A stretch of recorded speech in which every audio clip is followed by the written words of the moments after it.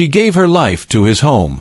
But when the billionaire returned, he found his maid, the woman who had once been his only comfort, running in the street in nothing but a towel. The neighbors whispered, his mistress smirked, and then Nora asked him the one question that broke him completely. "Did you ever care?"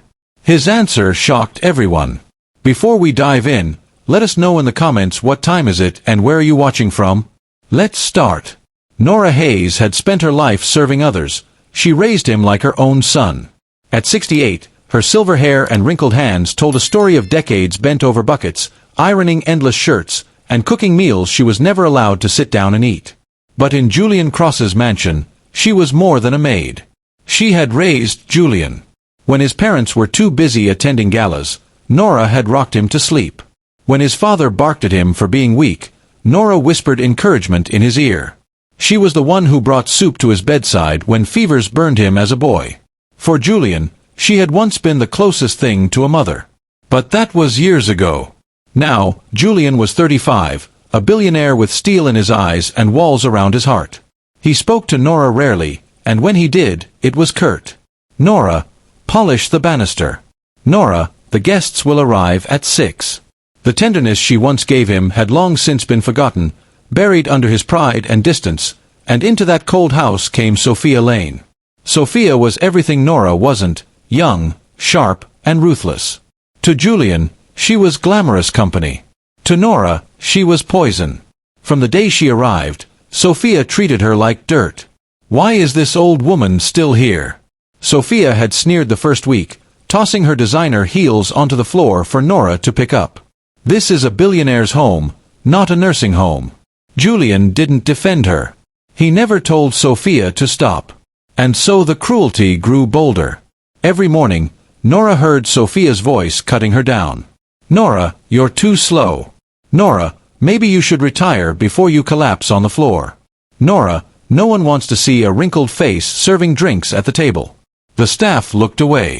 Nora swallowed her pride the same way she had swallowed it her entire life. But inside, her heart broke. Julian, her Julian, stood by in silence. The worst came with the plumbing. Nora's servant quarters were old, the pipes groaning every night. She begged for repairs. "Please, Miss Sophia, the water is leaking into the walls. I could be hurt." Sophia laughed in her face. "Then leave. If the pipes don't like you, maybe you should go back where you came from. This house doesn't need dead weight." The estate manager never lifted a finger. Sophia had made it clear Nora's requests were not to be taken seriously. So the leaks worsened. For weeks, Nora bathed in fear, wondering when the walls would finally give way. That day arrived with a hiss and a roar. Nora had just finished washing when the pipe split open, spraying boiling water across the small tiled room. She screamed, clutching the thin blue towel to her chest. The light bulb above popped, sparks raining as water poured onto the floor. Steam filled the air, choking her lungs. "Help!" she cried, but her voice echoed into silence. No one came. She stumbled into the corridor, bare feet slipping on the wet tiles, clutching the towel like armor. And there, at the end of the hall, Sophia appeared, smiling. "My God," Sophia said loudly, her tone dripping with mockery. "Look at you. Running around half naked like a crazy woman. Maybe you should take a stroll outside. Let the neighbors enjoy the show. That's all you're good for now." Nora's lips trembled. "Please, don't." But Sophia stepped closer, eyes glinting. "What? Embarrassed?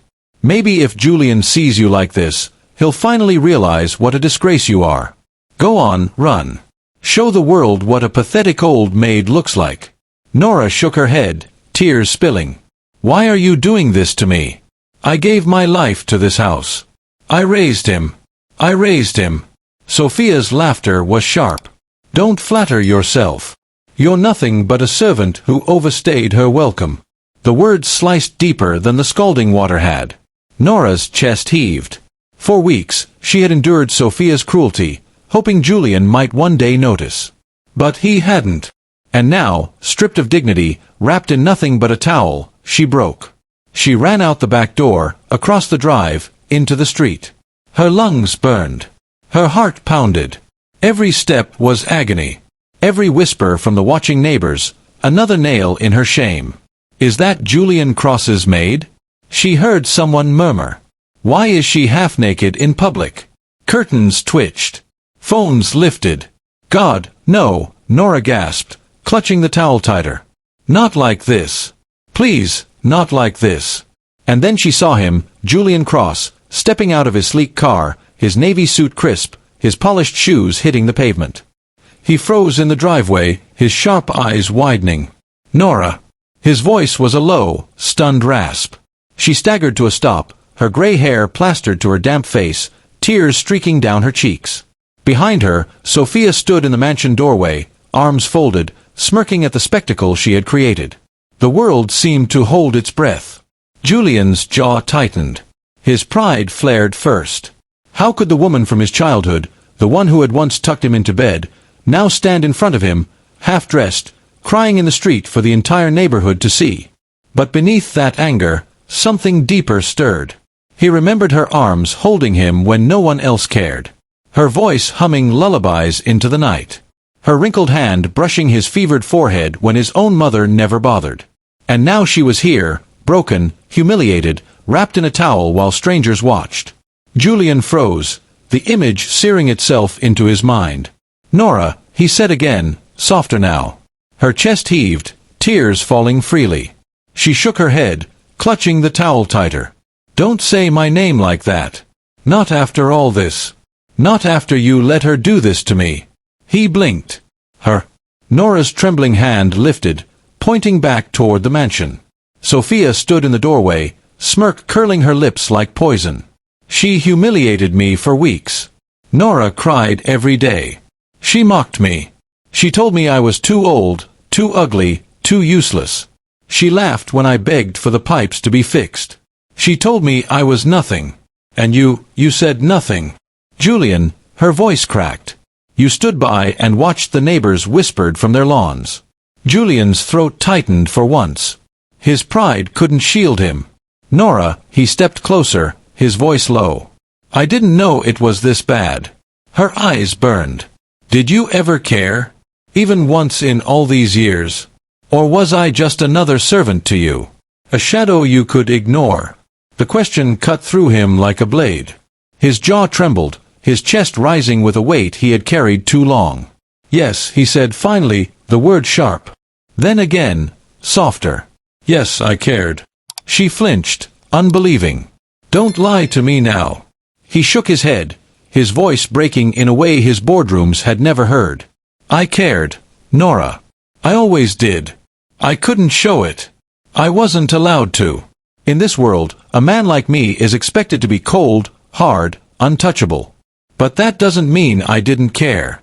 He swallowed, eyes glistening. Do you think I forgot who held me when I was a child?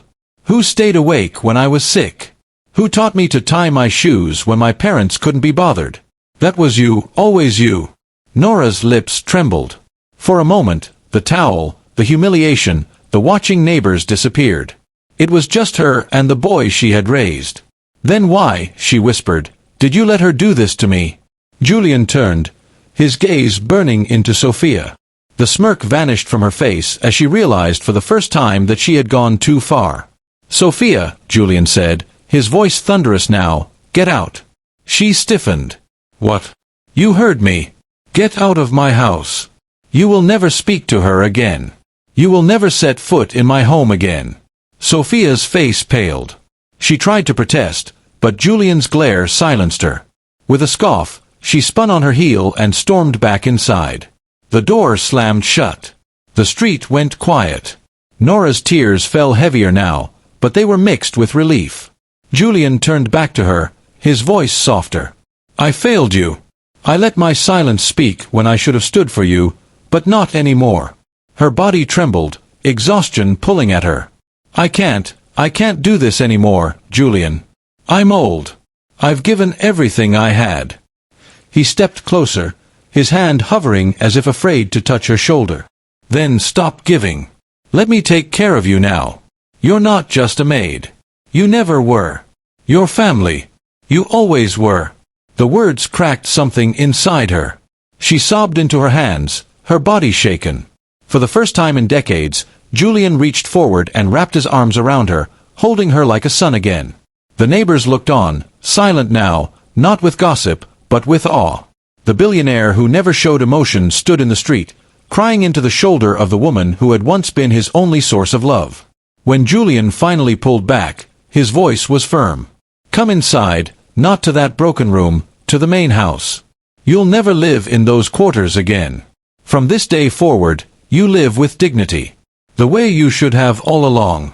Nora searched his eyes, seeing the boy she had once known beneath the hardened man. Slowly, she nodded. For the first time in weeks, her tears carried something more than despair. They carried release. Julian guided her back toward the house, his arms steady in her. Behind them, the whispers of the neighbors faded. Ahead, the mansion no longer looked like a palace of cold marble. It looked, for the first time, like a place where truth had broken through. And as the door closed, Nora knew the boy she raised had not forgotten her. After all, if this story touched your heart, don't just pass by, like this video right now. Comment below. Do you think Julian truly changed, or was it only guilt? And subscribe for more powerful emotional stories where truth and struggle are finally revealed. Your reaction matters. Your voice matters. Be part of the story.